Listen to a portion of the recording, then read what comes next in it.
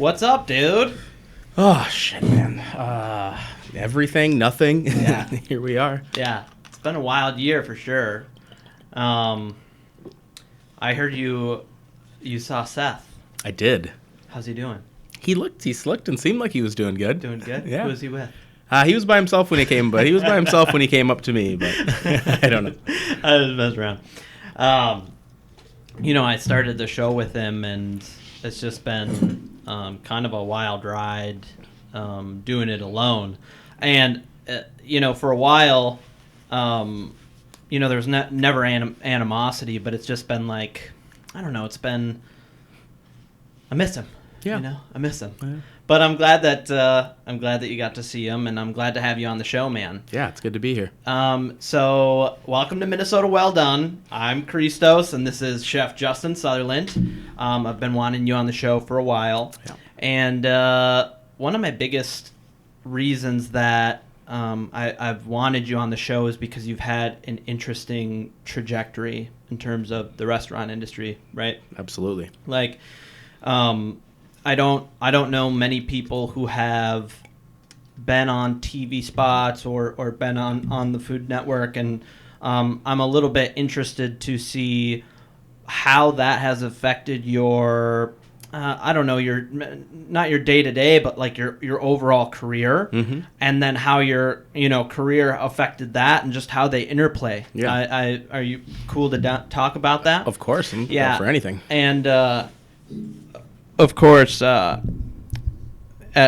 anything that you want me to cut out, I can always cut out. Yeah, I'll let you know. Yeah, because I don't. I'm an open book. I'm pretty... I don't know. I don't know the rules, and every once in a while I say something that I don't know, pisses people off, gets people going the wrong way. But I mean, let's just get into it. You know. Let's go. I'm not gonna ask you questions about like, oh, where'd you start off and where was your first restaurant, because Thank you. That's not what I'm about here. That's not what we're about here. I want to talk about food and just kind of get into like the, I don't know, industry stuff, man, because I don't think people really understand that you have, I think have fingers in is kind of a bad term, but I mean like you have kind of this this umbrella, Mm-hmm. right? This Justin Sutherland umbrella, and I'm interested to hear about it. So you've been on various Food Network shows, right? And you've done really, really well. First, my first question is, did that change your cooking? A little bit. I mean, not too much, because I mean the biggest thing with a lot of those shows is you're there obviously because they think you know how to cook. So Right. Going there and trying to do something that you don't already do is always a horrible idea. So I don't think it changed my my style of cooking. It definitely helped with some confidence. I mean, realizing there's always things that or think that you can do, and sometimes you're reserved in certain situations, or you don't you're not fully confident to put it out there. And in some of those situations where you have no choice but to give it your all, and then you're like, fuck, I can do this. Yeah. So, obviously helped with some confidence in different places. Made me, branch out and try to get, some different things. But overall, I stick to my guns. Now, obviously, it gives you a huge, this huge platform to show off your skills, and then people start to kind of flock to your cooking because they saw you on there, and whether it's for your personality or for the food that they saw they want to eat at your restaurant. Did you find like as you went back to your restaurant that people were like expecting a certain caliber or a certain type of food that like? I guess that's my interest in the change is like how did people change after you got done? Right. I think twofold. I think some people just want to, eat at the restaurant of somebody they saw on TV and, say they, saw a famous person, if you want to call it that.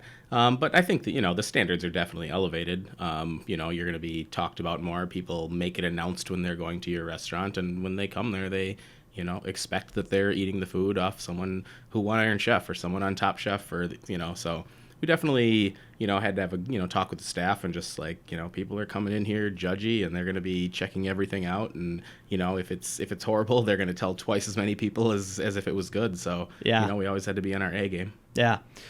So my next question, and it kind of goes with the first question, but like I've just been ever since I started working with you, like, well, about a year, a little bit more than a year ago. COVID is kind of, right. Seems like 5 years ago. Yeah, it seems year. like a lifetime, but it was fairly recently, and I also don't want to give off this air like, yeah, dude, we're like old friends, man. Right. But I've worked with you for a small amount of time, and I've gotten to see kind of like people's interactions with you, and I think it's interesting because it's same but different kind of like than other chefs, and I think that the quote unquote fame and just your overall like your brand, if you want to say it, just changes people's I don't know, people's wants to work for you, to work with you, and like how they work with you. Like, what have you experienced? Like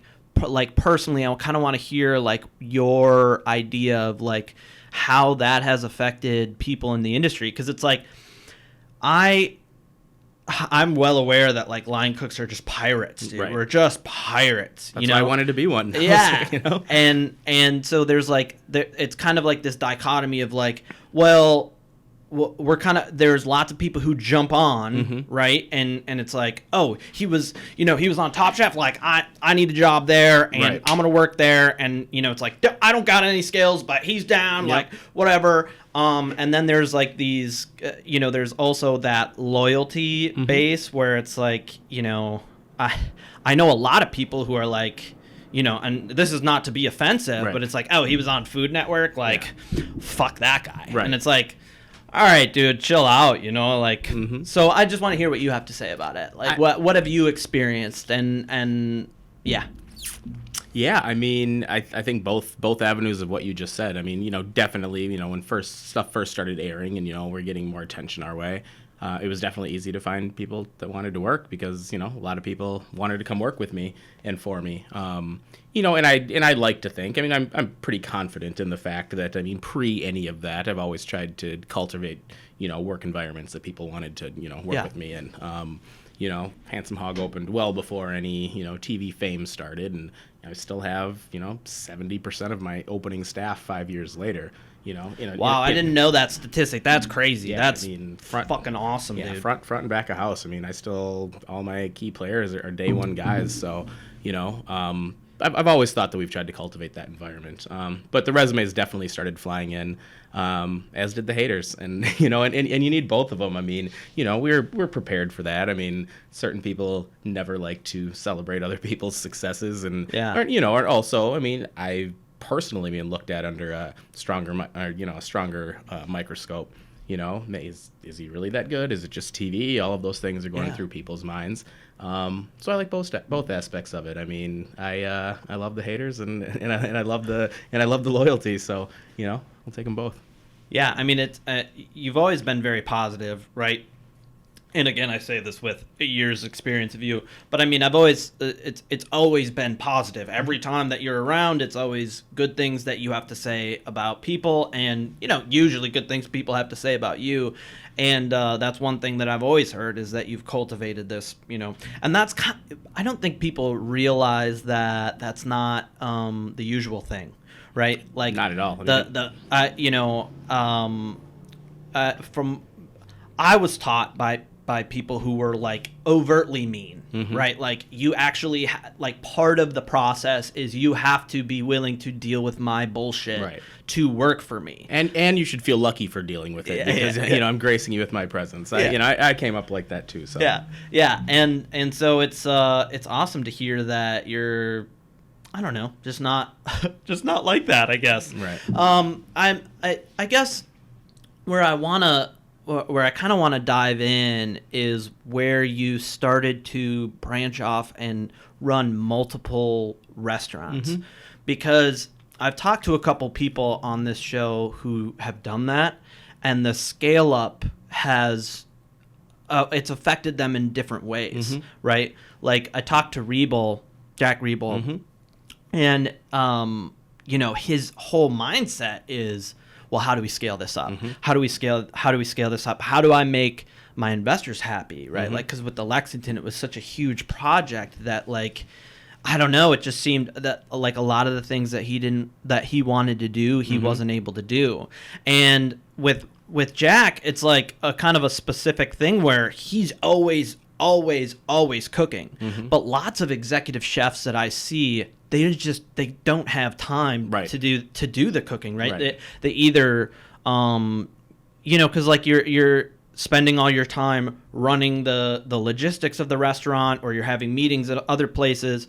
I guess that's my question is like, where do you feel like you don't get to cook as much as you want to? And yeah, let's talk about like the move from, okay, you have Pearl and the Thief and you have Handsome Hog, and now you're growing that. What was that like? I mean, for me, it was always, that was always kind of the plan. I love food. I love cooking. I love the hospitality in the restaurant industry, but it was always about scaling for me. I'm always bored, constantly need to be trying other things. And once something is working and once something's successful, I'm always like, all right, how do we scale this one? Or how do we branch out and do more? And my mind's always thinking about, what's next and how to do more. So that part of it, I think, was always just kind of ingrained in me. I feel like I cook more now than I feel like I ever did. Just less in my specific restaurants. I mean, I'm, every 5 days a week, I'm doing Zoom cooking classes, I'm doing private dinners, I'm doing corporate events, I'm doing just in-home catering. So I feel like the expanse of food that I'm cooking is way different, rather than just being on the line cooking the same thing every day. I'm cooking different cuisines, 4 or 5 days a week for different people and different scales. So I enjoy that creatively for me.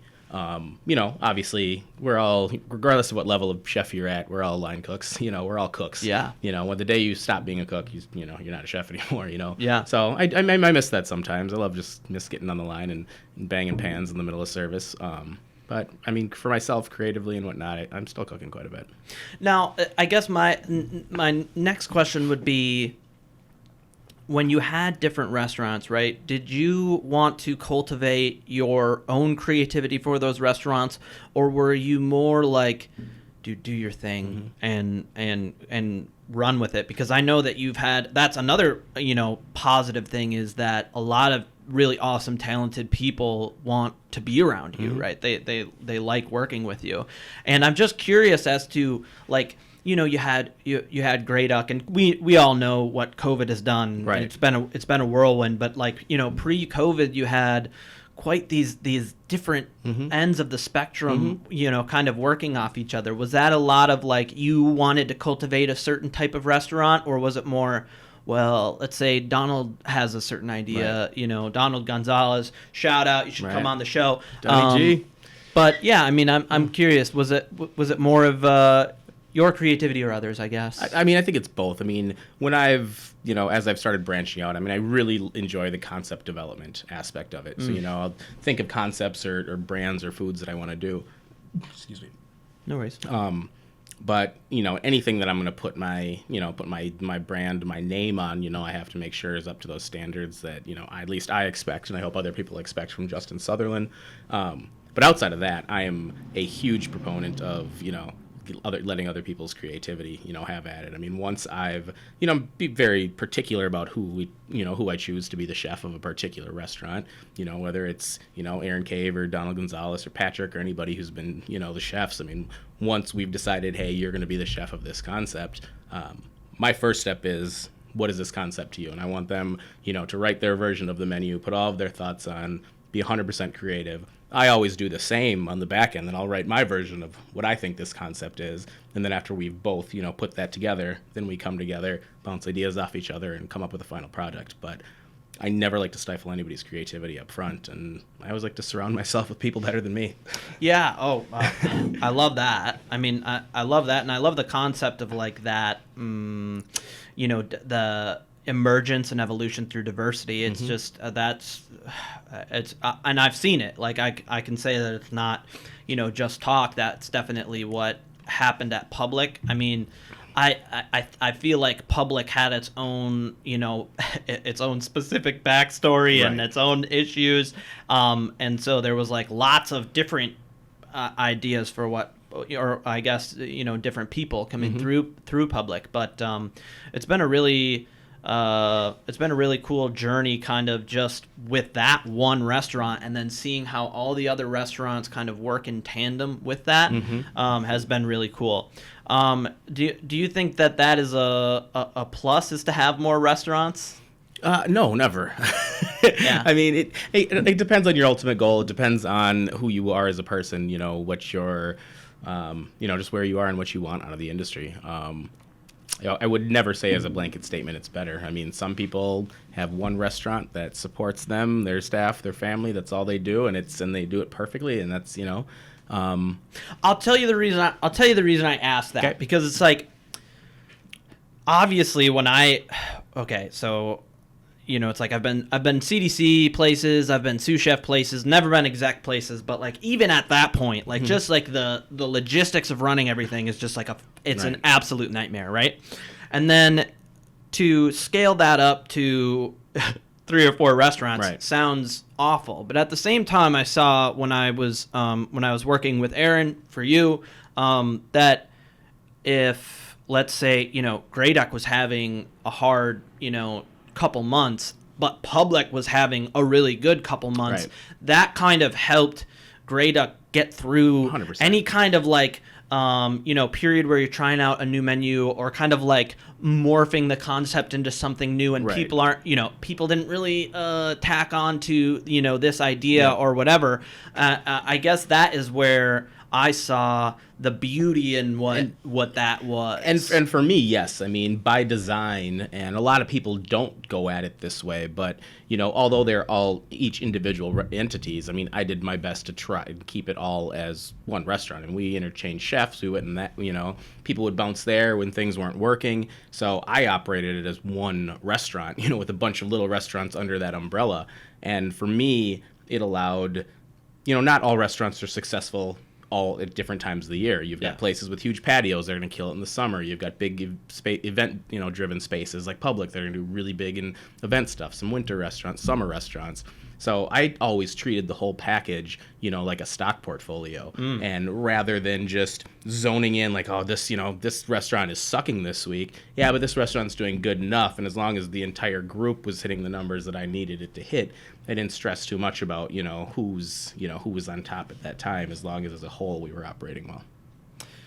That's really interesting as a stock portfolio. I like that a lot. It's just a very illusory visual. Yep. So I guess that kind of puts me on the idea of culture, right? Because that's what this show is all about. It's like I don't want people from, I shouldn't say this because, I'm poor, Justin, I'm poor, but no, it's like I don't want this to be an international show. I don't want this to be, how are we doing it like Chicago is doing it? It's very much, it's called Minnesota Well Done for a reason, right? This is the way we cook here in this state. This is the infrastructure that we have that allows us to do, our culturally driven food, right? Like I was really excited to have Mike Ewan on because, he's kind of, he's working with Vang now, and that's an important piece of Minnesotan culture is that Hmong influx, right? And so when you're talking about this, this portfolio of restaurants that you have, it's interesting because it in itself is very much a culture, right? But then as you kind of interact with other chefs and other restaurateurs who have these larger portfolios, you start to see an actual this is the kind of food that is cooked here, and this is how we do things around here. And if you need something if this restaurant needs something, they're able to talk to this person who could, whose boss is this person, and it's all it's becoming at least more of a network. Has that ever been a goal for you? Is to, I don't know, tap into the community aspect of the restaurant industry, because I can say as a cook, right, what originally drew me towards the restaurants was kind of, like you said, that hospitality restaurant, we're all in this together kind of thing. Right. I mean, I think yes, and I think right now with everything that's that's happening, I think we're being driven into that direction even more.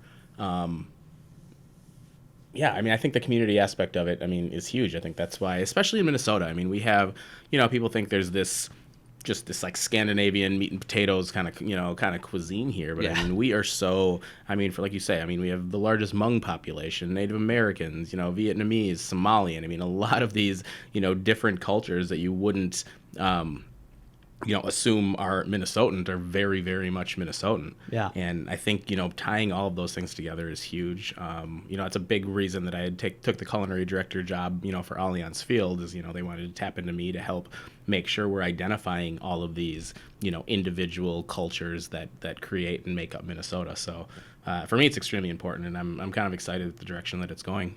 Yeah.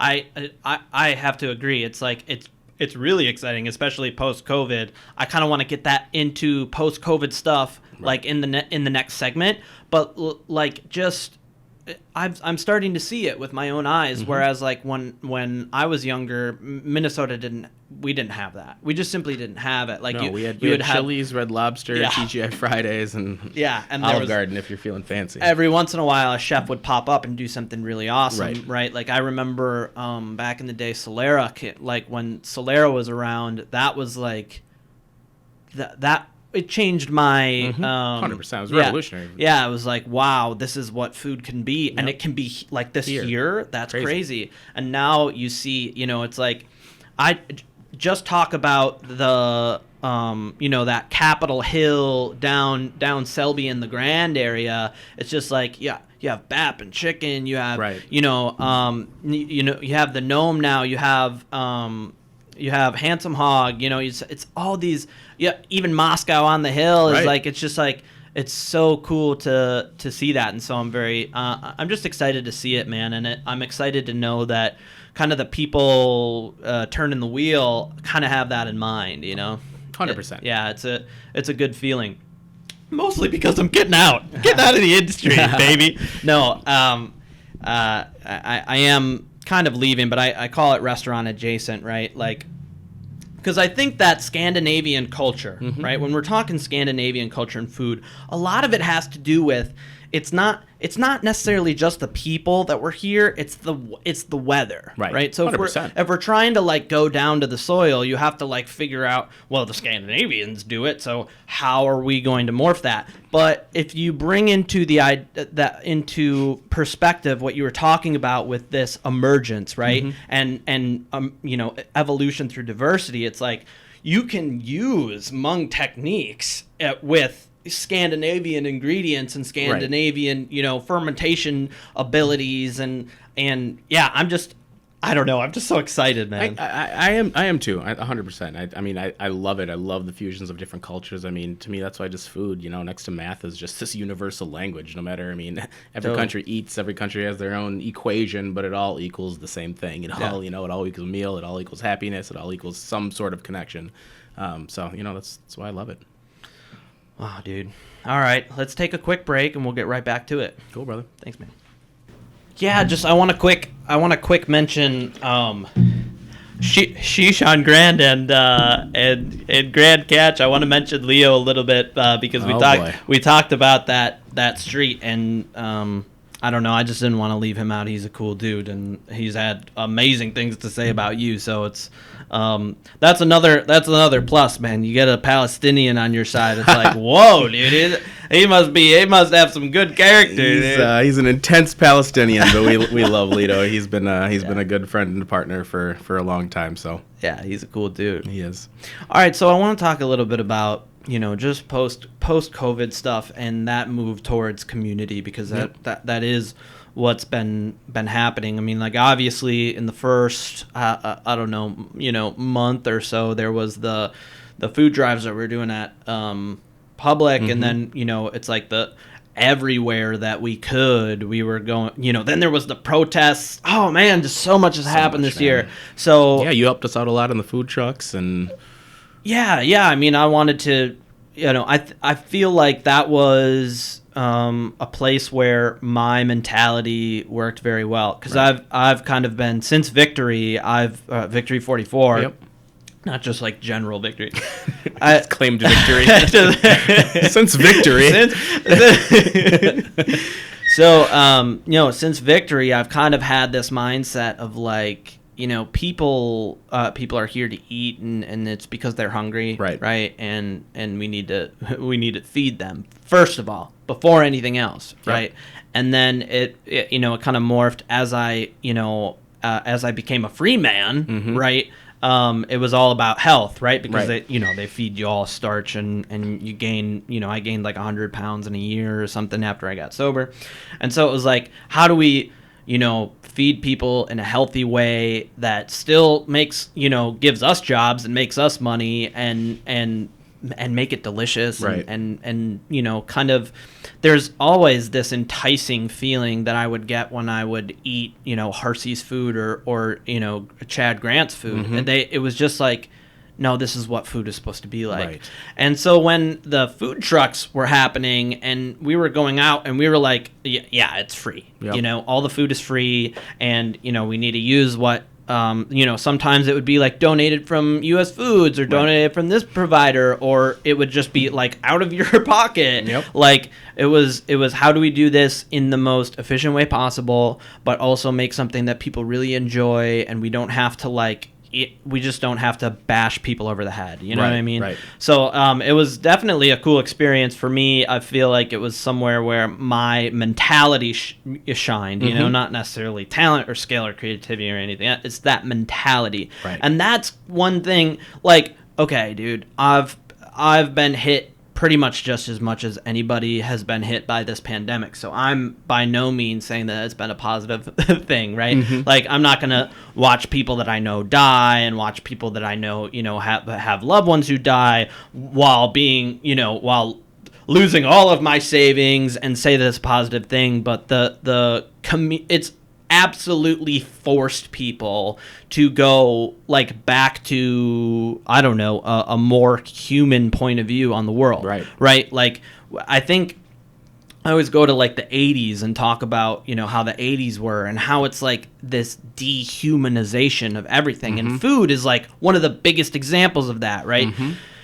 I'm not going to just rant like, hey, Justin, welcome to the show. Let me rant to you for 4 hours. I love listening to you. But it's like just the separation between where food comes from and the dehumanization of the people who work in the industry, mm-hmm. right? Like putting the money on the table and then, taking a tip away slowly at a time. Right. Shit like that. I mean, that's unreal. You kind of came up in the same time period as I did, so that was the idea, mm-hmm. right? Was like, we're here, people pay us for them to step on us, right? 100%. Right? Like, that's what they're paying for. That was the mentality. Like an open kitchen was kind of a wild idea at first, because it's like, no, you're the help, right? And I don't want to see you. Yeah, and if I do see you, it's because I have a complaint, right?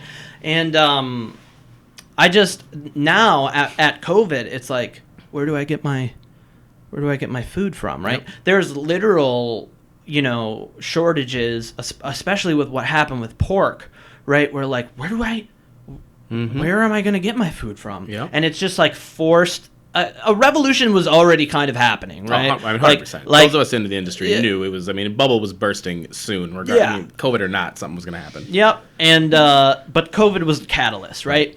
And I've gotten to see some really cool things happen. Do you want to talk about some of the things that you've done that you have thought are really cool, and where you see kind of the culture going in the future during COVID and post-COVID? I mean, what are the changes that are going to be lasting, you think? I think that's, obviously there's a lot of thought of change right now, because it's on the forefront of everybody's mind. I think so many things need to change. Like we just said, this service industry bubble was absolutely going to burst, across the board with how we treated our service staff. I think hopefully gone are the days of, servers having to go dance for some asshole just, so they can make that $5 tip, but yet, be dehumanized. And just that, the bully chef, kitchen culture and, so many things have to change. I think for the way for them to stick, though, and I think one of the biggest problems, with us as Americans is that we have very short trauma attention spans. It's, whenever the next headline, because, something else is inevitably going to happen that is going to take the headline away from COVID, that takes the headline away from George Floyd, that takes the headline away from the crumbling service industry. And it's making sure that, what's happening right now is felt enough that people stick along for the change, to really, really happen.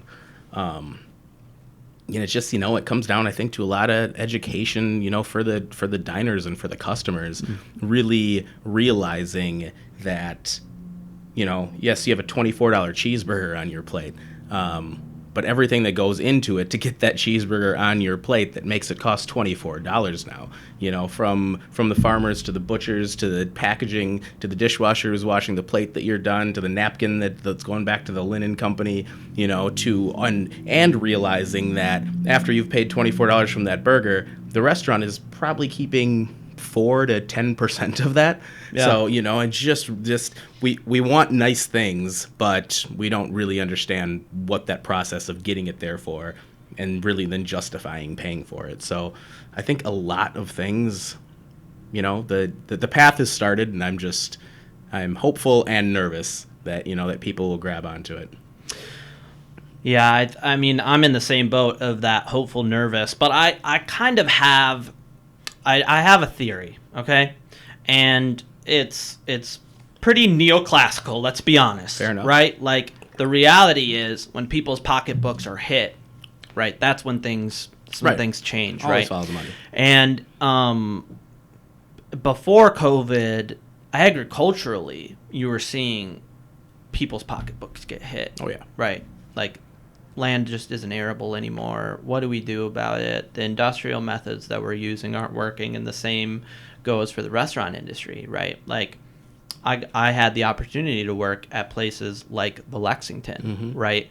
And just that, what you're talking about, we want nice things, but we don't care how it gets there, right? This dripping in decadence is over, right? Because nobody can afford it, right? And, it's like if all the investors who are investing in the Lexington are making no money, right? They don't need to be losing money. If they're not making money, then it's going to be over, and the investment is going to move towards places that are more efficient, that are more, it's like, I think the term wholesale is kind of derogatory, but it's like, that, and soup kitchen is too, but that's the reality of what food is, right? I think then it's changing that public perception that, you can still have these nice chef-driven, high-quality meals without the white tablecloth and, all the frilly shit hanging off the walls. Because inevitably you're paying for that, too. I mean, those are investments that the restaurateurs never get back. Yeah, I bought a $60,000 chandelier. That thing's never paying dividends, know? So, the direction of restaurants are going more, to the counter service, to the ghost kitchen, to the, pop-ups and services like, what the Travail guys have been doing forever, and eliminating some of those steps that cost money so that we can focus on the food. Yeah. A lot things that I'm doing currently. I mean, I'm moving into a lot of counter service, directions, and some of my new projects will be that, and still being able to have the exact same quality food that you would do at a sit-down restaurant. We just have to strip some of those things back so you can still achieve that.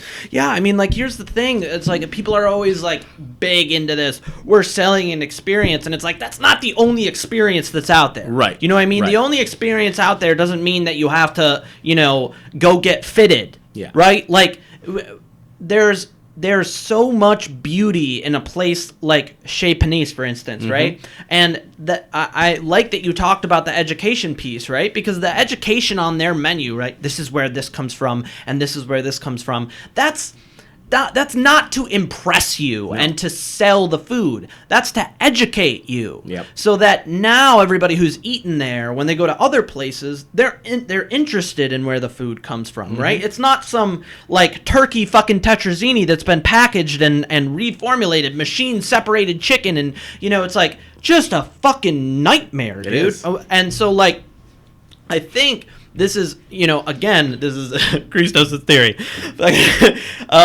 What we're moving more towards is a new experience that we're selling to people, right? And a new experience that we're providing in general. And that experience, it involves the things that COVID has put on,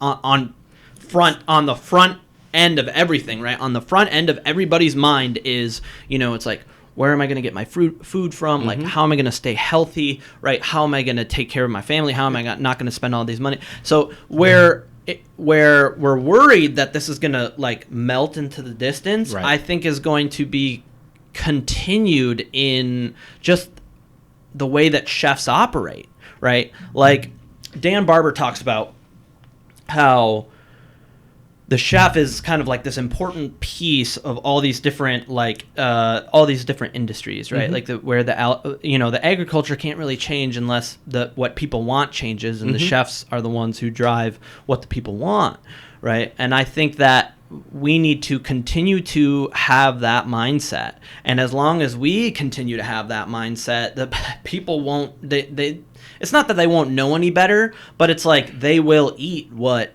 we make. Oh yeah, we're very much in the driver's seat for trends, especially in the food world, but trends across the board. Yeah. So I think these experiences you're talking about is really getting more into experiences of reality. I mean, no more smoke and mirrors, no more selling the bullshit and all this stuff. It's what's on the plate, where did it come from, is it good for me, am I enjoying this time with somebody that I care about, is the staff being treated well, all of these things that are humanistically important are on the forefront. And like you said earlier, I think with this COVID and everything else that's happened, it's probably the most humanizing situation that for sure anybody in our generation has ever lived through. If not, I mean, it's up there with all time of just really everybody being on the same level. Yeah. Is everybody in the same boat? No.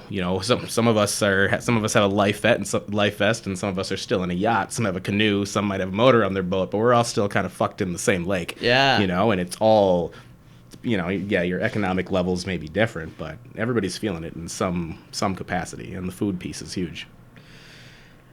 Yeah, I mean, we talked about me being restaurant adjacent, and like the way that I'm moving towards in terms of like where I'm going next is to kind of bring that mentality, into the research world and the agricultural world, because there's already a huge push towards that. But kind of morphing those two together, at least on as far as I can. I have no delusions of what is real, but that I think that a lot of people feel now a need to not to jump on the bandwagon, but to be a driving force and to push the wagon, right? Like the wagon stopped, we need to push the wagon, right? And I'm excited to see kind of like where young talent comes from, right? Because like a shout out to Gavin, right? Gavin is the Sioux under Aaron right now. And he's quite a bit younger than I am, and he's come up in a completely different world than I have, right? And the way his mind thinks around food is just, it's so unique and different and beautiful, and it's less arrogant.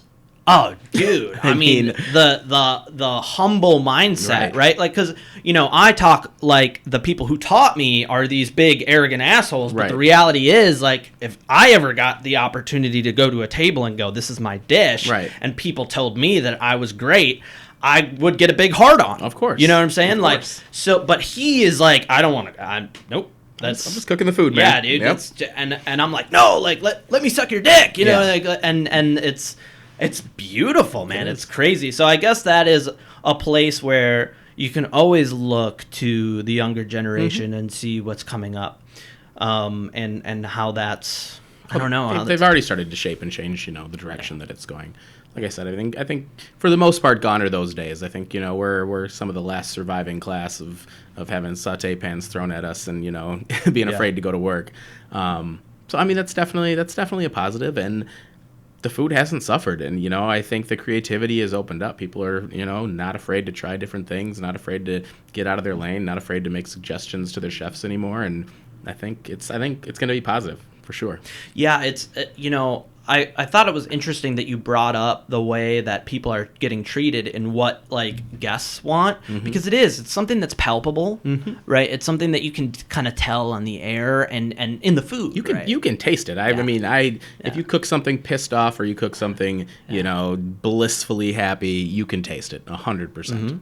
100%. It's you know, it's crazy because you like I can taste like specific things that happen because of anger, right? Like that's more because I'm around it all the time, and like I've been blessed to kind of have this life that has brought me down a lot of like get out of the way mentality for myself, right? So like I've been able to see people cook things and just see the way that it comes out. But you know, lots of people say that that's frou-frou shit, right? When they haven't like.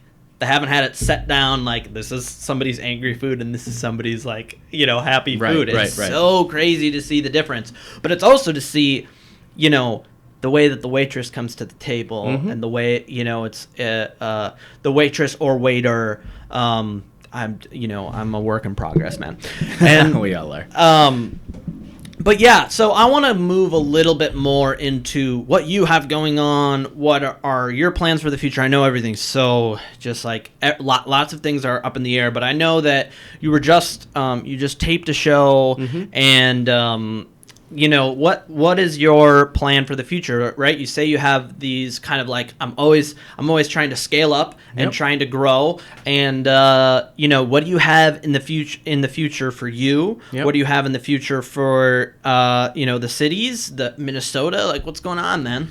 What's the plan? I mean the overall umbrella of the plan, you know, has always been and is being really to brand and create, you know, Justin Sutherland as a brand. You know, restaurants go and come. I'll continue to open and operate restaurants. Some will close, some will disappear. So I've definitely not wanted to not attach myself, you know, to a restaurant. So, you know, building the Justin Sutherland brand's been big. Like you said, just finished filming a TV show that I'm the host of, which is awesome. So there's no... Oh, you're the host of it? I'm the host. There's no getting kicked off. There's no... Color me green, my show. So it was super fun. Yeah, I mean, two co-hosts, really cool, Kristen Kish and Jeremy Ford, both who won their seasons of Top Chef, and myself. Just finished our show called Fast Foodies. It'll air February 3rd. Very cool. Very excited about that. Launched my Spice Line brand that came out here Black Friday, and...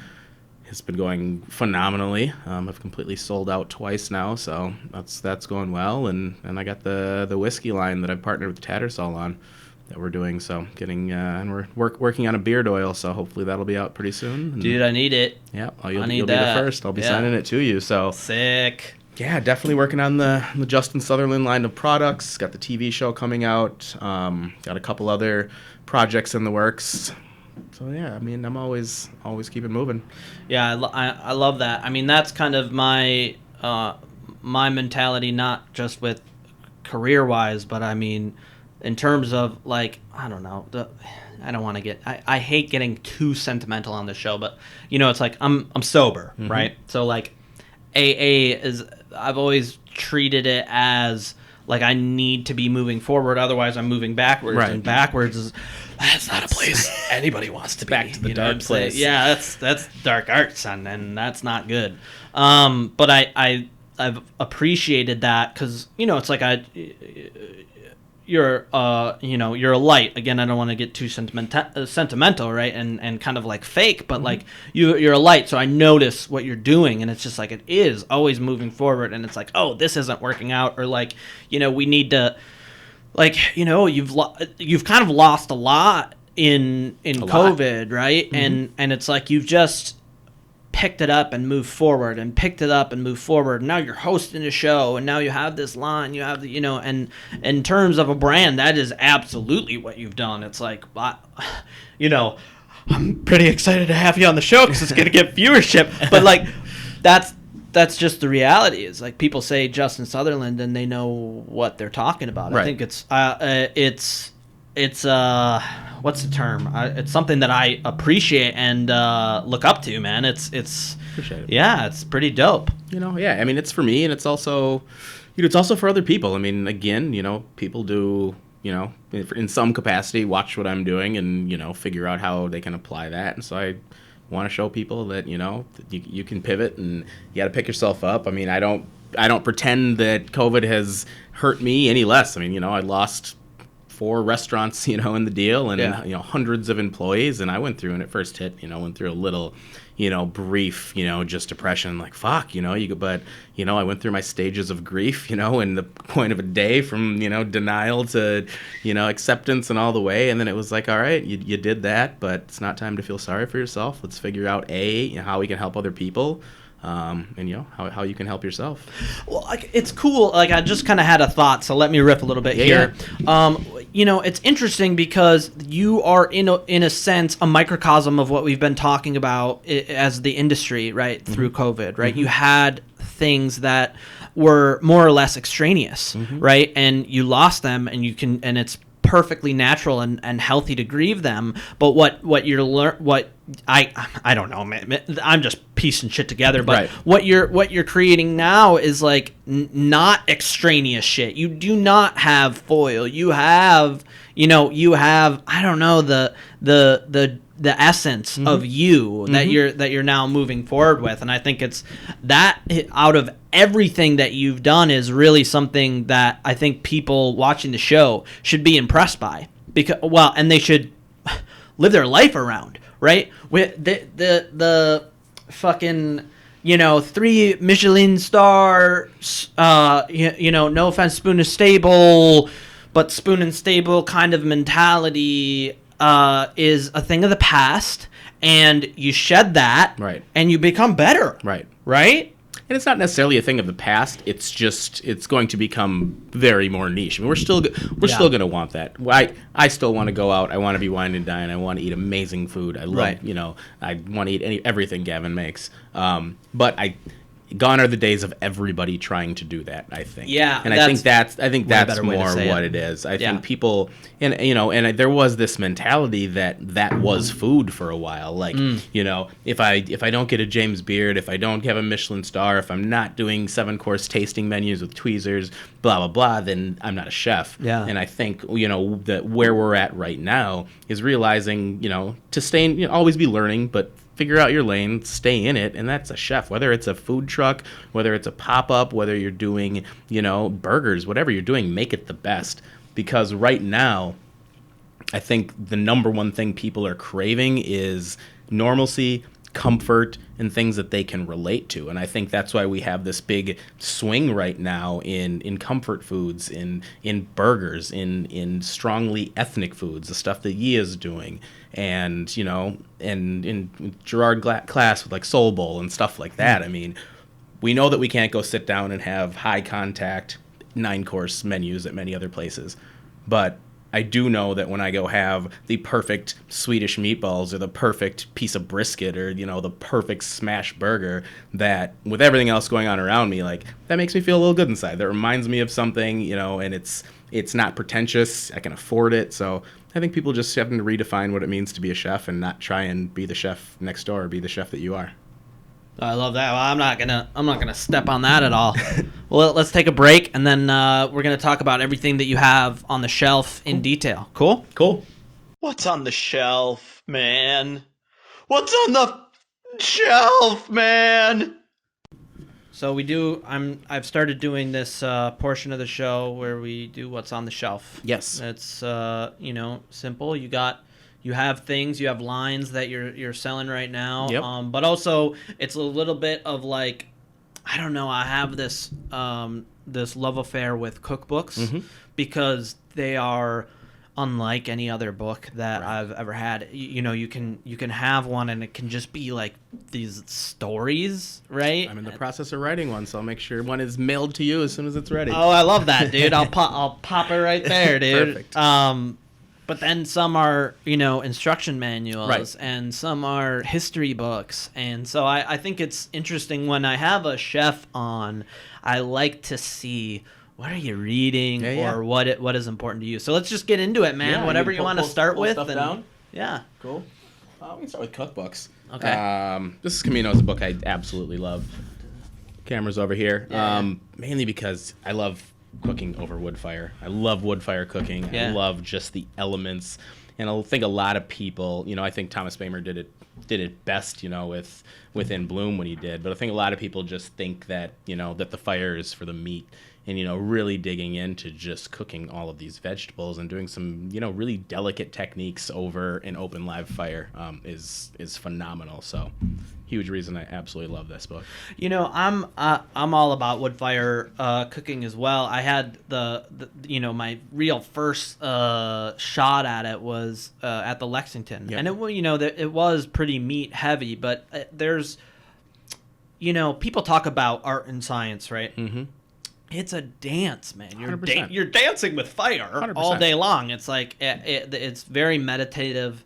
And you know, we talk about humanization, right? Mm-hmm. That is a way to really humanize a chef and Right. humanize the people that are eating the food, because you can have, you know, if your fire isn't on the right spot and your hot spots are different, and Right. you haven't, you know, this has too much smoke and this doesn't have enough smoke, and it completely alters every aspect and every bite of food. Right. I love wood fire cooking as well. I am definitely not I am still very much a student, but And yeah. because before you even start cooking, you have to master the fire. I mean, like you said, I mean, it's not as easy as having a log on fire and, you know, putting some food over it. Yeah. You know, it's mastering those temperatures and coals and smoke and what kind of wood and all that. So that's step one with it. But Well, let's talk about the mastering of the fire a little bit, because you know, it's not we're not placating anything, right? Like, that I remember,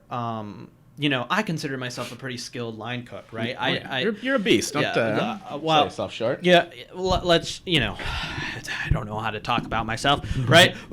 We talked about the abuse we went through. It's still ingrained in my head. I'm like, you're a piece of shit. Who hurt you, Chris? Who hurt you? Never forget you're a piece of shit, dude. Like, Do it again. Yeah, you get dosed on LSD enough times, it's like, fuck. Okay, so. But no, I think that I'm a fairly skilled line cook, and one of my traits on the line is that I'm very, very good at timing and memorizing tickets, right? And I got thrown onto the wood fire grill, and it was like my first day of cooking. I was like, I'll have that steak in 8 minutes. That's how long a steak takes on a gas grill, right? Not here. Not here, man, because the log rolled because I didn't have the fire set up underneath properly, so the log was in front, and so this part of the steak got cooked, so I had to flip it again, and now I don't. Oh my gosh, man, there's so much to understand, and then like if you want to really get into the science of convection, because you know it's like I'm a geek, right? I'm a total geek. I've shown it on this show, but like you know it's like I'm trying to do calculus problems on my head with the way that the fire swirls up, and then it's like, oh, now it's just covered in smoke and soot, and it's like that's too much, right? Because I'm a big proponent of not too extreme of flavors, right? I hate when people are like, we smoked this and then smoked this and then smoked this and then smoked this. It's like you're selling me an ashtray right now. Fuck, yep. So I mean, is that? I don't know. I don't even know how. I know that you've been involved in elote, but how have you gotten much opportunity to work over wood fire? I mean, not in full like this is my station, you know, running a station on a wood fire kitchen. No, absolutely not. You know, like I said, I mean, we opened elotes, loved playing around in that. You know, anytime I can cook outdoors over an open fire, I mean, I always do. I do the heritage fire events. It's put on by Cashone all over. Just, you know, traveling outdoor, just build your own cooking apparatus and cook over it. So, I mean, I love shit like that. But yeah, having to, I don't know. I mean, I love mastering things, so I'm sure I would love it once I became really good at it. But I'm also afraid, like, if I was just stuck on a wood fire station, that I wouldn't, I wouldn't love the nuance about it anymore when I had to do it. So, yeah, it's definitely like I remember when I would like play the saxophone, right, and I love the saxophone, like probably more than any other art that I've gotten the ability to try. And then I would see my saxophone teachers, and they were just alcoholic, beats of men, because they turned what they loved into their job, and I feel that with this, it would much be less be a dance and more be like, dude, where's the fucking steak, Justin? Right. I told you 8 minutes. Yeah. It's been 15 minutes, fuckface. Exactly. Yeah. Okay, so that's Camino. I love that. I love that you brought that up. Yep. I do wanna plug the Nordic. You can't even see it in the shop, but I'm not gonna. Here, I'll bring it up.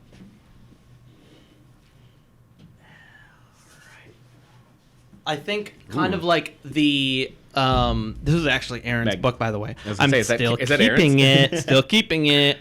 But I think when we're talking about like the heat, he has this section in this book talking about different ovens that I think you would dig, man. If you're all into convection and heat, I would check this one out. Yeah, Magnus he's just a freaking madman, dude, and he's just a giant Viking of a man. Yeah. I love it. But yeah, it's just kind of on the same vein. I think that you'd enjoy it. Awesome. But if you get a chance. Oh, yeah. All right, what else you got, man? What else we got? We did bring some of the Justin Sutherland Tattersall whiskey. I know you're not drinking, so I won't pour you any. Yeah. But this was one of my most fun projects to work on, for sure. I mean, I'm a whiskey bourbon fanatic, and John over at Tattersall called and said, hey, you want to make your own? And I said, abso-fucking-lutely. Yeah. So I got to work with Bentley, their master distiller over there. And wow. Yeah, I mean, from start to finish, we aged it for 2 years. We blended it, and now it's bottled. And now you can buy it on JustinSutherland.com.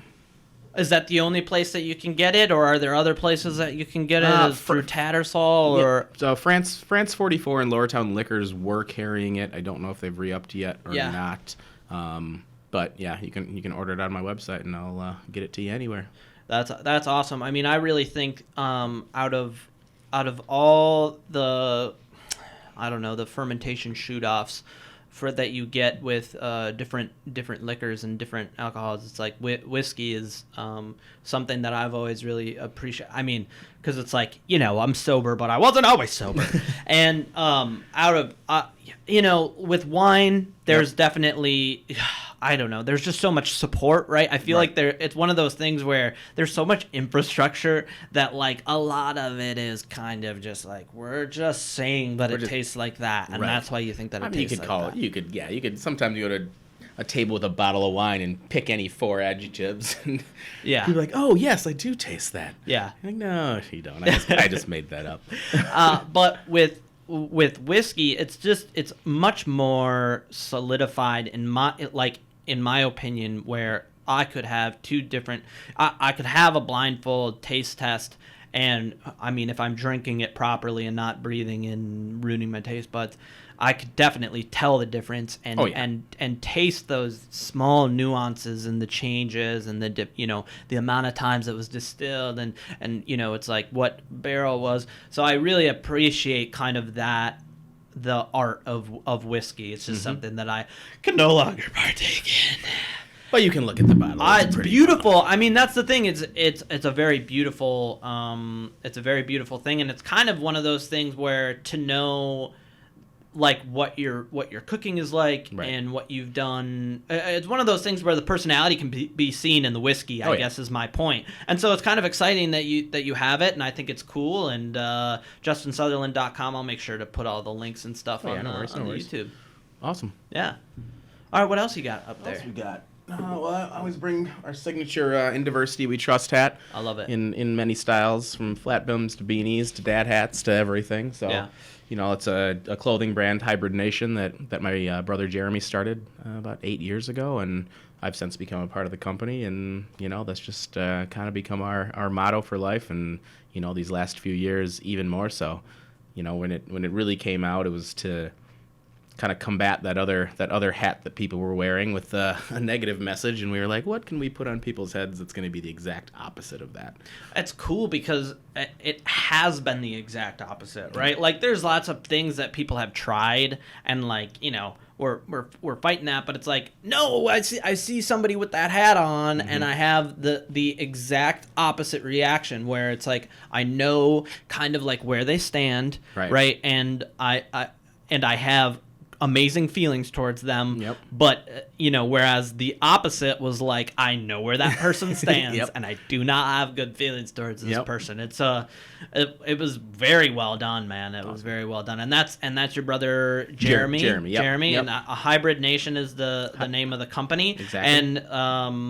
And I'll get the links for all that. But I mean, I can say that it's also stylish, right? It's not, I worry sometimes, especially in kind of like the culture that we live in right now, that people, I don't know what the term is, right? But they kind of like get this. The mentality is more important than the quality, right? You see it in food all the time, right? Oh, like, especially with like luxury and stuff. But I feel like that, that's always a possibility. But I think, the quality is definitely here. It's something that I've seen on many different people, and I think it looks dope. Awesome. Super dope. Appreciate it. Yeah. Thanks, Christos. Oh, what else we got back here? So like we did speak of, spice rubs are out. We've got everything from the brisket rub. We've got our bourbon and smoke wing seasoning. The chicken dredge is something I'm super happy with because there's not a lot of people doing it. I have not seen a chicken dredge retail out in the market. So that's really awesome. Yeah, so these I'm super excited about. It's something I've been working on for a couple of years. Everything else was just happening. It wasn't really I didn't have the time to invest in this, and it wasn't really a good time. And COVID hit, and definitely needed to pivot for a new revenue stream for myself, and people were buying things online, cooking at home, not going to restaurants, all of these things. So this just seemed like the perfect time to dig in and release this. I love it. I mean, for one, I can say that I love the branding of Justin Sutherland with it, because like there's just so many possibilities that can come forth in the future, and like it's kind of like this caricature of you. It's very, very cool. And then I'm a freaking label Nazi, right? Yeah. So like my eyes just went straight, and the first thing is turbinado sugar and kosher salt, right? And like, can we talk? I know I talk too much about corn, but can we talk corn for a second? Of course. So a big thing for me always is there dextrose in there? Is there monosodium glutamatastasides? I should know these names. Nothing but spices. I just had a 9-hour organic chemistry final, and I already forgot all of it. But the reality of it is, like, there's all these different ways to package these cheap chemicals, right? And so it's like Dow Chemical is getting all of all of these funds for all these different places, and it's affecting people's health, right? And I can say as a chef that it affects taste, but I think a lot of people, they just don't even know the difference. Right. So it's awesome to see that somebody is, I don't know, putting effort into actually getting ingredients that are supposed to be made in a rub that a chef would make. Right. It is. I mean, it's the exact same thing I would make at my house or restaurant. So I want everybody to have that same product. There were options to cut some corners, and even the co-packers and people, when you're blending it, they're like, you could use this, and I'm like, no, we're not going to. Yeah, fuck off, dude. That's not what I'm doing. Yeah. I love that. Yeah. I do have. I guess I have questions about it, because I'm going off on my own ventures a little bit with Darren Koch at D Spot, and we're trying to make things shelf stable and and at the same time play that line, right?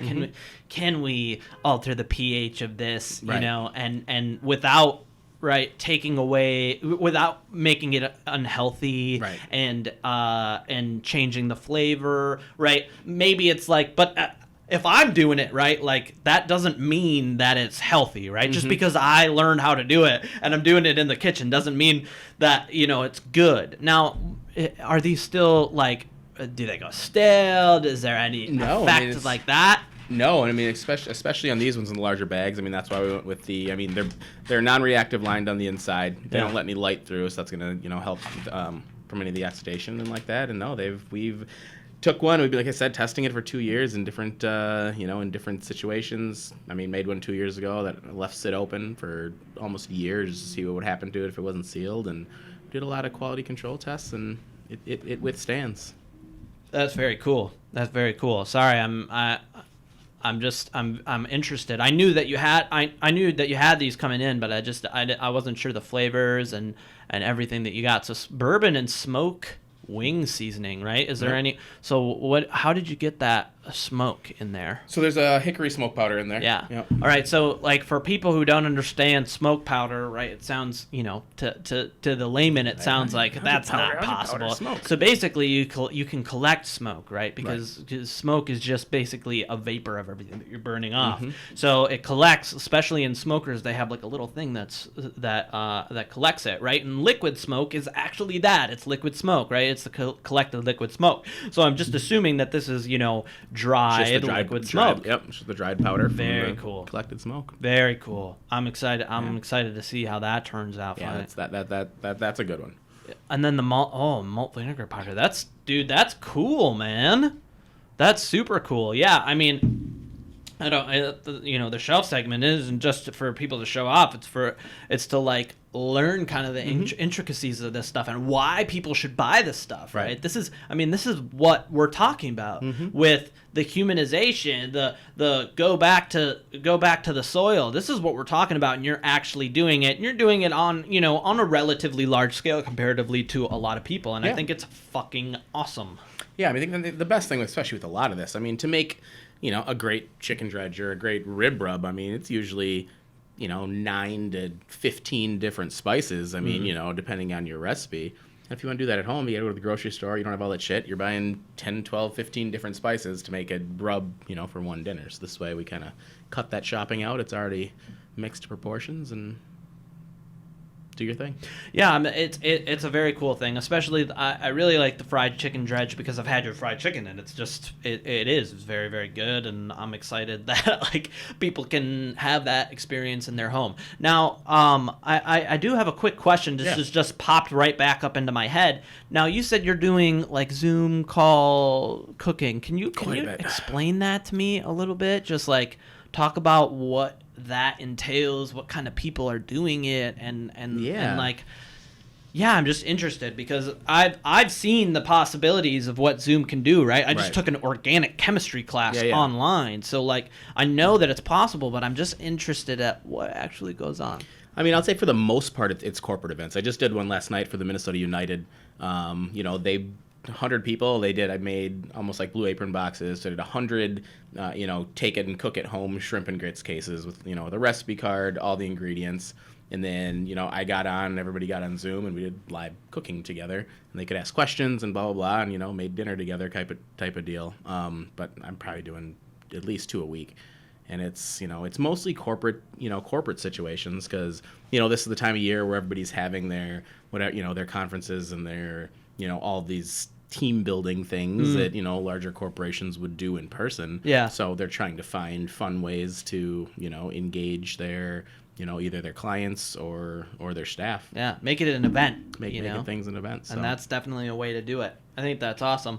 I like the idea too of teaching people, right? Because some of the stuff, I don't know, like I've even seen it with my family. Like it's taken years to kind of like sway my family over, issues that when you're in the kitchen and you can see the difference in ways that things are made and how things taste, would take like that. So I just like I think that education is such a huge piece. You talked about it earlier, right? I talked to Carla Mertz of Iron Shoe Farms, and she's building, her thing right now. She's building basically a school. It's I know, I'm going to be helping her out with that. She just bought, thanks, Carla. She actually just bought a case of this chicken dredge doing her chicken at the farm. So, dude, she's probably, she's making these boxes, probably put in one of those. Dude, she's phenomenal. Carla's sick. We're buying her chickens for our Christmas meals to go, so. Oh, I love that, dude. I love that. See, that's what I'm talking about with this culture, right? Yep.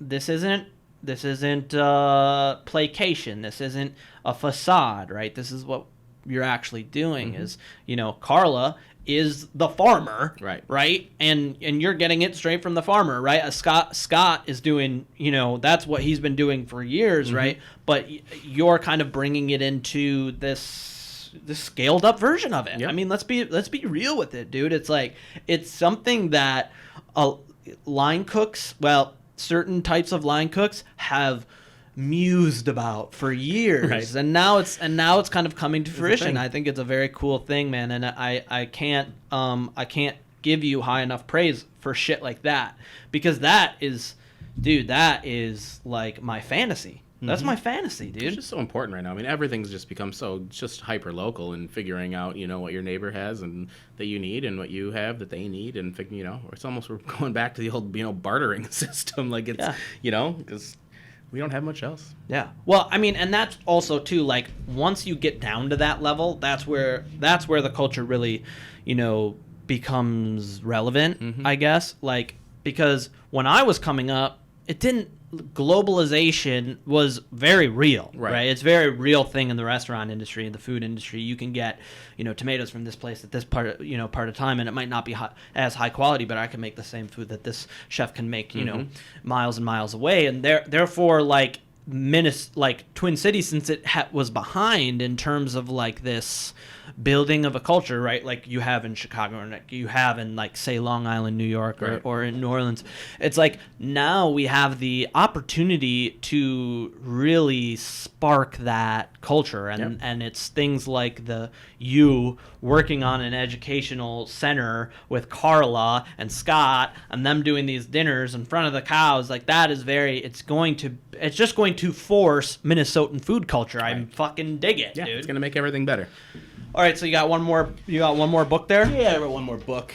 This is just, it's Kristen Kish. She was my co-host on Fast Foodies on the show. And just, I've admired her from afar for a very long time. And then, being able to spend, a significant amount of time making this show and just really watching her cook is absolutely phenomenal. And yeah, she gave me this book, and I've been digging into it at home, and just absolutely love it. Highly recommend it. The stuff that she does is incredible. Yeah, I'll get one. Yeah, because I'm always looking for I don't know, new masters, I guess. Yeah. She's definitely a master, so I highly recommend it. Yeah, I'm definitely going to read it, and then you're going to make one, which I'm going to definitely read, and yeah, dude, I'm excited, man. Thank you, dude. Thanks for having me, man. I know we've been trying to do this for a minute, so glad we could get in here. I'm very glad that we ended up able to do it, and timing is better now anyway. I think we had more to talk about, so it was good we waited. Yeah, dude, I agree too. I mean, it's way better timing. Let's be real. Yeah, man, I appreciate having somebody, on the show who's I don't know, further down the line in terms of, because it's like I'm learning about branding, and I'm learning, I'm just in this, I don't know, it's cool to have to have contemporaries, but also people who are just like a little bit, farther down the road, and it's I'm glad that you were able to take the time, and I really appreciate it. And if you ever want to come on again, the invite is always open. Yeah, let's do it. Let's let me know after February, after the new show comes out. I think we'll have a lot of fun stuff to talk about, and hopefully we're at a different point in our world then. So yeah, dude, I'd love that. Love it, man. Thanks, man. Thanks, boss. Peace. Bye, guys.